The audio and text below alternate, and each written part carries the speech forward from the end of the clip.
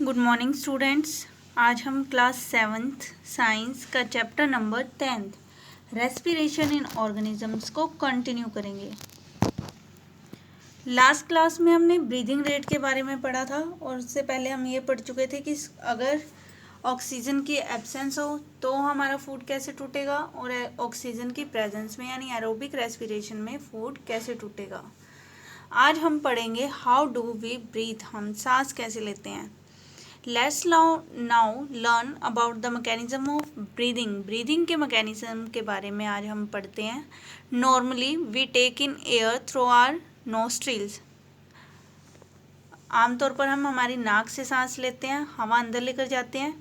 When we inhale air, जब हम air को इनहेल करते हैं, अंदर लेकर जाते हैं, it passes through our nostrils into the nasal cavity. तो ये हमारे नाक से होते हुए हमारी नेसल कैविटी में चली जाती है। फ्रॉम द नेसल कैविटी से the air reaches our lungs through the windpipe. तो आपको पता है हमारे गले में दो तरह के, एक फूड पाइप होती है और एक विंड पाइप होती है। तो विंड पाइप से होते हुए क्या है, हवा लंग्स तक चली जाती है। Lungs are present in the chest cavity. Lungs जो है वो हमारी चेस्ट कैविटी में होते हैं। 10.4 में दिखाया गया, मैं दिखा देती हूँ आपको।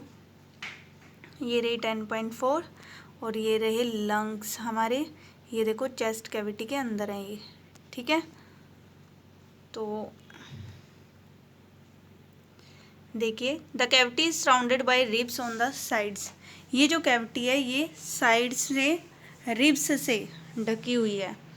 A large muscular sheet called diaphragm forms the floor of the chest cavity. और कह रहे एक बड़ी सी मसल्स की शीट जिसे हम डायफ्राम बोलते हैं, ये क्या है, चेस्ट कैविटी का फ्लोर बनाती है। ये देखो डायफ्राम कहाँ दिखा रखा है, ये रहा, ये शीट सी है ये, ठीक है। इसके इधर क्या है, ये लंग्स, ठीक है, और ये रिब्स के अंदर ये मटेरियल हमारा लंग्स है, ठीक है। ये देखो इधर पाइप होती है, फूड पाइप और विंड पाइप, ठीक है। इनको हम ट्रैकिया बोलते हैं, ये फेरिंग्स हैं। ये नाक से जब हम सांस लेते हैं इधर से ये गया, ठीक है। ओरल कैविटी जिसे हम बोल पाते हैं।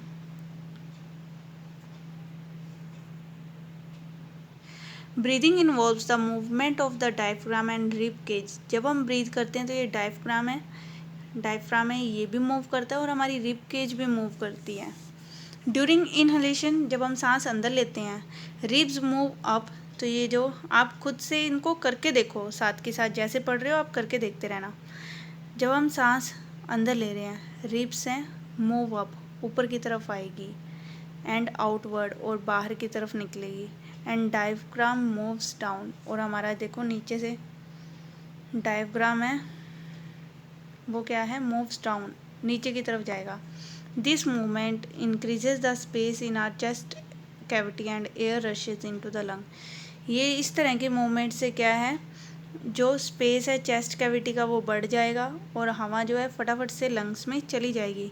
Lungs get filled with air, lungs में हवा भर गई। अब ड्यूरिंग एक्सलेशन, जब सांस बाहर छोड़ेंगे तो रिब्स मूव डाउन जाएगी एंड इनवर्ड अंदर की तरफ जाएगी, and diaphragm moves up to its former position. और जहाँ पहले था डायफ्राम अब वहीं पर वापस आ जाएगा।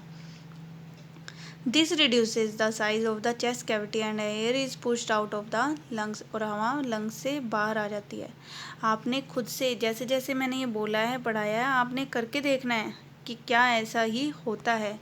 This movements in our body can be felt easily. इस तरह के मूवमेंट तो हम ईजिली फेल्ट कर सकते हैं। आप सांस लेते हो, आपको पता चलता है कि आपकी चेस्ट कैविटी जो है, जो आपकी रिब्स हैं वो कैसे मूव कर रही हैं। टेक अ डीप ब्रीथ, लंबी गहरी सांस लें।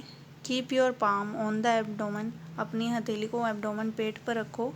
Feel the movement of the abdomen, abdomen की मूवमेंट को फील करो। व्हाट डू यू फाइंड, आप क्या देखते हो। After having learn that during breathing there are changes in the size of chest cavity, जैसे ही पता चला, हमने जाना कि जो चेस्ट कैविटी का साइज जो है वो बदलता है जब सांस लेते हैं। Childrens got involve in the chest expansion competition. तो बच्चों ने क्या है कि एक कंपटीशन किया कि किसकी चेस्ट ज़्यादा एक्सपेंड करती है, ठीक है। Everyone was boasting that he could expand it maximum. हर कोई क्या है, डींगे मारने लगा, यानी अपनी ही वाई वाई करवाने लग गया कि मेरी चेस्ट तो ज़्यादा एक्सपेंड कर रही है तुम्हारे से। How about doing this activity in the class with your classmate. कहते हैं अगर आप इसको अपने क्लासमेट्स के तरह साथ करो तो कैसा रहेगा। Smoking damages the lungs. Smoking से लंग्स को डैमेज पहुंचता है, नुकसान पहुंचता है फेफड़ों को हमारे। Smoking is also link to cancer. Smoking से कैंसर होता है। It must be avoided. इसे हमें अवॉइड करना चाहिए।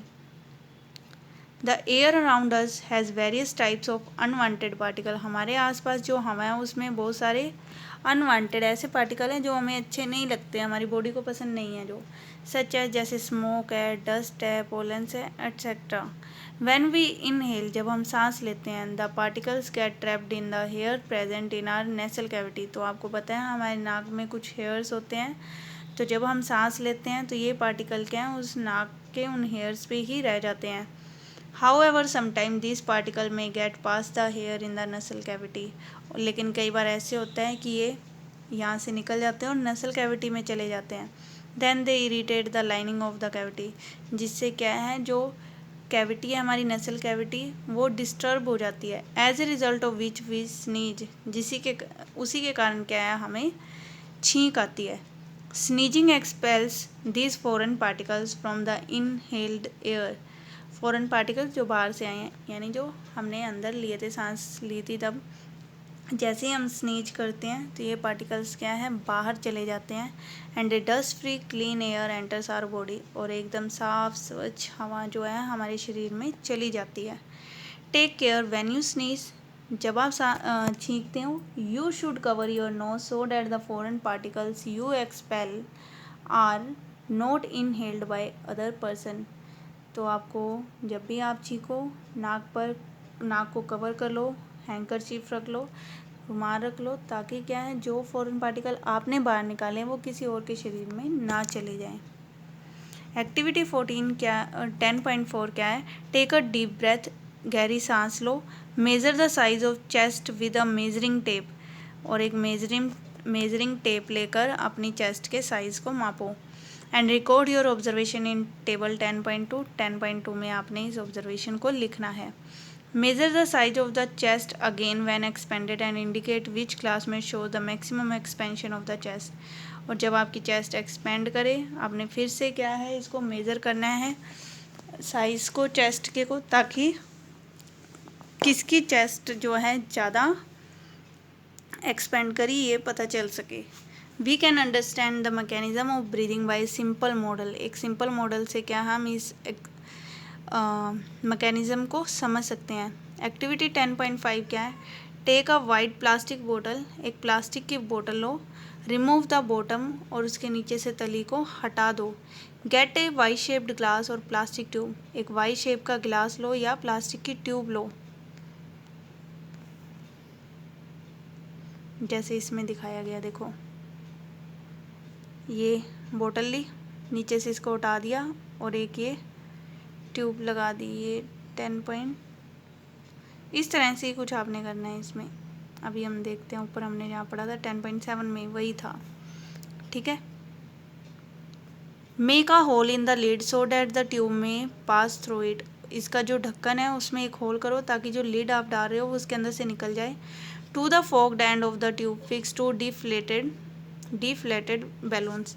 और आपने इन एंड्स पर, जो आपने ट्यूब डाली है उनके एंड्स पर क्या है, दो बिना फूले हुए क्या है, बैलून्स आपने रखने हैं। Introduce the tube into the बोतल एज शोन इन फिगर 10.7। 10.7 में जैसे दिखा रखा है इस तरह से आपने इनको बनाना है, ठीक है। ये आपने रखा प्लास्टिक बोतल में। नाउ कैप द बोतल। बोतल पे कैप लगा दो। Seal it to make it air tight बनाओ इसे। To the open base of the बोतल टाई अ थिन रबर और plastic sheet using a rubber band. नीचे वाला जो ओपन हिस्सा था इधर आपने रबर बैंड के हेल्प से लगा देना है। प्लास्टिक शीट या रबर बैंड से इसको आपने बंद करना है।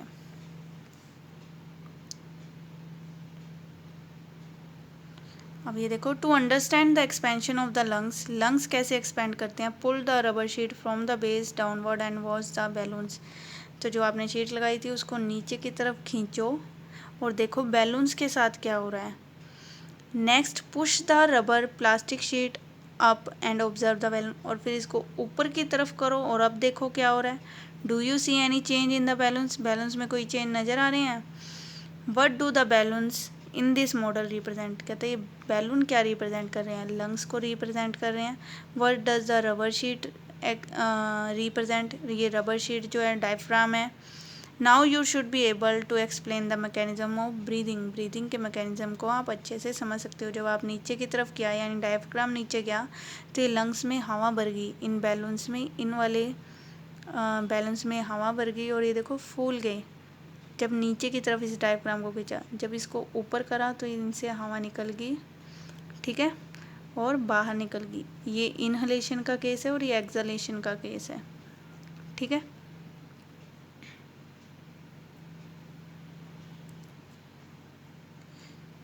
चलो आज फिर हम यहीं तक पढ़ते हैं, नेक्स्ट एक्टिविटी हम हमारी नेक्स्ट क्लास में करेंगे। आई होप आपको समझ आ गया हो। Good luck.